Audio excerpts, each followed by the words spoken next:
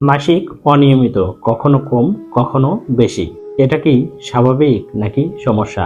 মাসিক অনিয়মিত বা সমস্যাকে অনেক সময় বলা হয় মিনিস্ট্রুয়াল ডিসঅর্ডার। মাসিক দেরিতে বা অনিয়মিত হওয়া, অতিরিক্ত রক্তপাত, খুব কম রক্তপাত, তীব্র পেট ব্যথা, 2 থেকে 3 মাস পর্যন্ত মাসিক বন্ধ থাকে, এগুলোই হচ্ছে মাসিকের অনিয়ম বা সমস্যা। কেন মাসিকের সমস্যা হয়? নাম্বার 1, হরমোনাল সমস্যা, পিসিওএস, থাইরয়েডের সমস্যা, মানসিক চাপ বা স্ট্রেস, অতিরিক্ত ওজন বা খুব কম ওজন।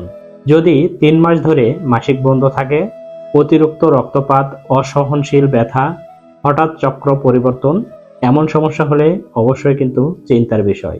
আপনাদের জন্য পরামর্শ: সঠিক এবং নিয়মমাফিক জীবনযাপন করা, পুষ্টিকর খাবার খাওয়া, মানসিক চাপ কমানো, প্রয়োজন হলে হরমোন পরীক্ষা করা, এবং আপনাদের জন্য কিছু সতর্কবার্তা: নিজের ইচ্ছা মতো হরমোনাল ওষুধ খাবেন না, মাসিক বন্ধ রাখতে বা ঠিক রাখতে নিজে নিজে কোনো পিল গ্রহণ করবেন না, অবশ্যই চিকিৎসকের পরামর্শ নেবেন, তাছাড়া বিপজ্জনক হতে পারে, তাই অবশ্যই সাবধান।